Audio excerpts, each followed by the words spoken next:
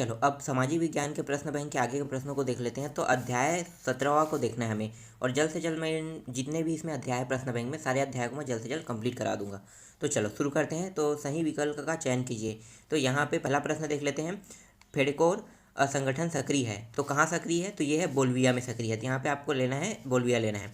जमीन नहीं तो वोट नहीं का ऐलान जनता द्वारा किया गया, तो कहाँ किया गया था? इंडोनेशिया में। जल युद्ध चलाया गया, ये भी बोल्विया में आएगा, क्योंकि बोल्विया में जल युद्ध हुआ था। इसके बारे में आगे बताऊंगा, ठीक है। ये बहुत ही मज़ेदार स्टोरी है। चलो आगे देखते हैं। तोपो और रोपो आंदोलन चलाया गया था, कहाँ चलाया गया था? राजस्थान में। इसके बाद है राजा वीरेंद्र संबंधित है, तो कहाँ से है? वियतनाम से संबंधित है, ठीक है। चलो आगे देखते हैं। इसके बाद है यहाँ पे लोकतंत्र में जन संघर्ष के जरिए विकास होता है, ये सत्य है क्या? सत्य है, ये सत्य है। काठमांडू नेपाल की राजधानी, सत्य है क्या? सत्य, ये भी सत्य है।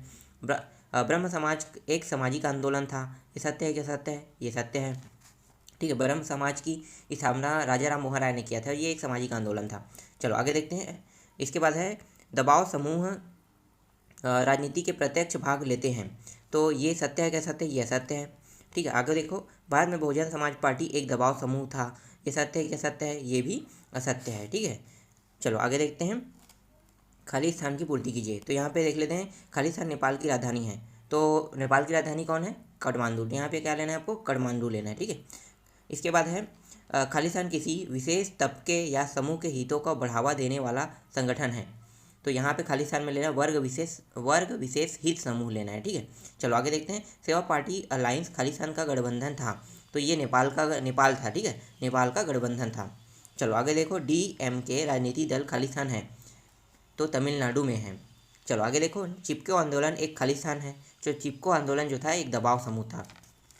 इसके बाद यहाँ पे आते हैं हम लोग, एक वाक्य में उत्तर दीजिए। हम आते हैं तो RTI एक्ट कब पारित हुआ था? तो RTI एक्ट जो है 2005 में पारित हुआ था। RTI मतलब राइट टू इन्फॉर्मेशन, इसका मतलब होता है सूचना का अधिकार होता है। चलो आगे देखते हैं। नर्मदा बचाओ आंदोलन के नेता मेघा पाटकर थे। फेडकोर सक्रिय है बोल्विया में।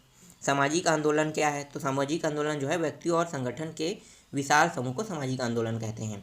आगे देखो। NAPM का अर्थ क्या है? Nepal alliance for people movement होता है इसका अर्थ। इसके बाद है बागरी मथाई कौन थे? तो केन्या के ग्रीन वेल्ट मूवमेंट के नेता थे। चलो आगे देखते हैं। सही जोड़ी मिलाओ देख लेते हैं। सही जोड़ी मिलाओ में है नर्मदा बचाओ आंदोलन।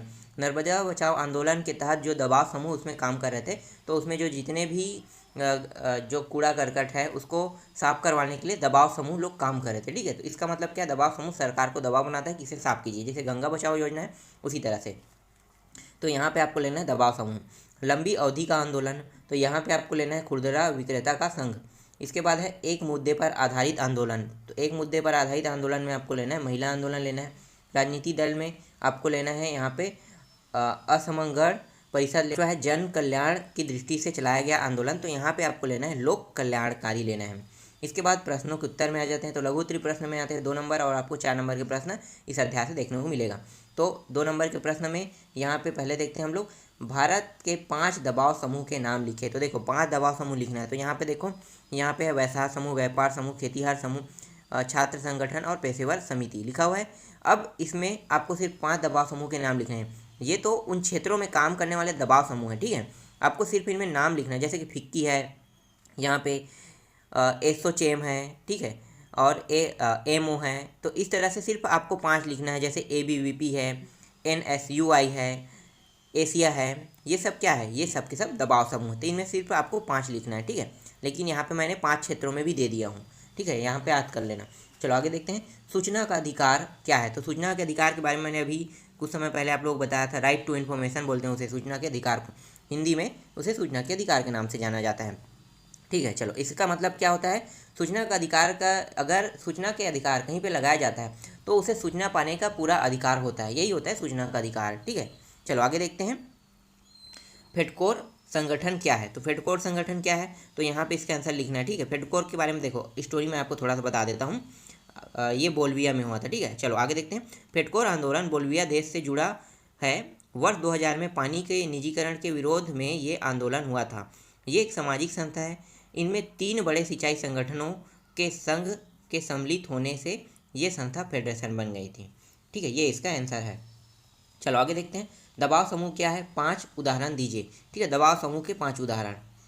तो चलो देखते हैं दबाव समूह क्या है। देखो यहाँ पे दबाव समूह में देखो, दबाव समूह में लोग अपने उद्देश्यों की पूर्ति के लिए सरकार की नीतियों को प्रभावित करते हैं। इसका निर्माण तब होता है जब इच्छा, हित या विचार वाले लोग समान उद्देश्य की पूर्ति के लिए एकजुट हो जाते हैं। उदाहरण के लिए यहाँ पे देखो, किसान है, छात्र हैं, व्यापारी संघ है और अध्यापक संघ है। ऐसे बहुत सारे जो होते हैं वो दबाव समूह होते हैं। अब मैं आपको बताता हूँ, ठीक है, दबाव समूह का मतलब क्या होता है। देखो, दबाव समूह का मतलब होता है, जैसे कि अभी हमारे भारत देश में किसान बिल पारित हुआ था, तो किसान बिल पारित हुआ था, तो किसान बिल को सरकार के, ठीक है, सरकार हो गया, अब सरकार के विपक्ष में दबाव समूह जो किसान बिल के विरोध कर रहे थे वो क्या है, एक दबाव समूह है, दबाव बना के उसे रिजेक्ट करवा रहे थे। ठीक है, तो ये दबाव समूह इस तरह से काम करते हैं। चलो आगे देखते हैं, जन आंदोलन क्या है। जन आंदोलन का मतलब होता है, चलो आगे देखते हैं, यह जनता के बीच में ही जनता के द्वारा चुने गए लोगों हाथों के शासन व्यवस्था के सुचारू रूप से क्रियान्वित की जिम्मेदारी होती है। लेकिन जब इन चुने हुए लोगों के द्वारा अपने कर्तव्यों का निर्वहन ठीक से नहीं होता है तो जन आक्रोश जन्म लेती है। इन जन आक्रोश को एकत्रित होकर अपना विरोध प्रदर्शन करना ही जन आंदोलन कहलाता है। ठीक है, जन आंदोलन आपको समझ में आएगा। चलो आगे देखते हैं बोलविया के बारे में। ठीक है, बोलविया के जन आंदोलन को समझाइए, तो इसका आंसर देख लेते हैं। बोलविया एक बहुत ही निर्धन लैटिन अमेरिकी देश है। ठीक है, ये स्टोरी मैं बता रहा हूँ, बहुत ही मज़ेदार स्टोरी है।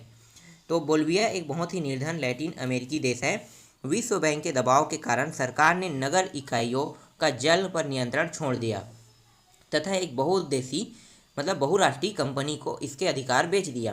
कंपनी ने अचानक ही पानी के दाम 4 गुना बढ़ा दिया तथा बिल इकट्ठे करने शुरू कर दिए। बोलविया जैसे देश में जहां लोगों की प्रत्येक माह की औसत आय 5,000 रुपये के करीब है, लोगों को 1,000 बिल भरने के लिए कहा गया। इस कारण ही बोलविया में अचानक ही जन आंदोलन शुरू हो गया। तो ये पानी के कारण हुआ था ना, जल आंदोलन। चलो आगे देखते हैं नेक्स्ट प्रश्न। अगला प्रश्न क्या है, दबाव समूह राजनीतिक आंदोलन को किस तरह से प्रभावित करता है, समझाइए।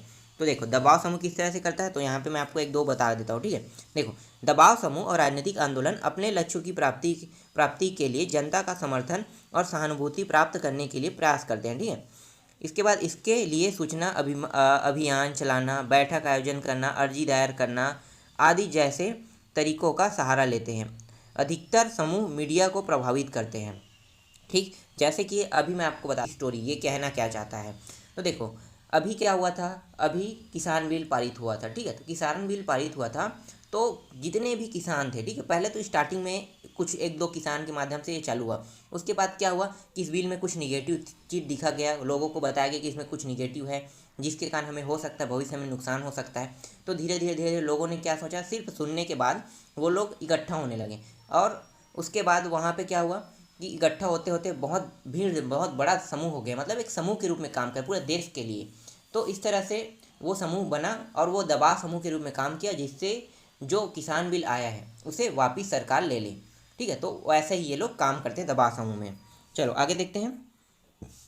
अगला प्रश्न है, दबाव समूह और राजनीतिक दल में क्या अंतर है। तो देखो, दबाव समूह राजनीतिक दल में अंतर देख लेते हैं। तो पहला देखो, राजनीतिक दल में अनेक नेता होते हैं जबकि दबाव समूह का नेतृत्व केवल एक नेता द्वारा होता है। आपको समझ में आना चाहिए। देखो, अभी मैं वही टॉपिक में आ रहा हूँ, आपको चेंज करके नहीं बता रहा हूँ। ठीक है, देखो, हमारे सत्ता मतलब जो सत्ताधारी रहते हैं, जो सरकार बना रहे हैं, उनके पास बहुत सारे नेता होते हैं। ठीक है, उस क्षेत्र में काम करने के लिए। लेकिन दबाव समूह में लोग तो बहुत होते हैं लेकिन उनका नेता एक होता है, जैसे अभी वर्तमान में आप जानते हो। ठीक है, चलो देखें, अगला देख लें टॉपिक। राजनीतिक दलों में कुछ चुने हुए लोग ही होते हैं जबकि दबाव समूह में पूरा वर्ग शामिल होता है। ठीक है, देखो, चुने हुए लोग राजनीतिक दल में होते हैं लेकिन दबाव समूह में क्या है, पूरा का पूरा वर्ग शामिल होता है। चलो आगे देखें। इसके बाद राजनीतिक दल सत्ता में प्रत्यक्ष भूमिका निभाते हैं और सत्ता पर उनका नियंत्रण होता है, जबकि विपरीत दबाव समूह में यह ताकत नहीं होती। दबाव समूह कभी भी सत्ता नहीं चाहता है, ये होता है। राजनीतिक दलों के पास शक्ति होती है, इसकी जड़ें गहरी होती है, जबकि दबाव समूह केवल जनता की शक्ति पर निर्भर करता है। ठीक है, चलो आगे देखते हैं नेक्स्ट प्रश्न। इसके बाद है, समाजवादी विचारधारा को समझाइए। तो समाजवादी विचारधारा को समझाते हैं। तो चलो देखो, यहाँ पे समाजवाद एक आर्थिक सामाजिक दर्शन है। समाजवादी व्यवस्था में धन संपत्ति की स्वामित्व और विवरण समाज के नियंत्रण के अधीन रहते हैं। आर्थिक, सामाजिक और वैचारिक प्रत्यक्ष तौर पर सामाजिक समाजवाद निजी संपत्ति पर आधारित अधिकारों का विरोध करता है।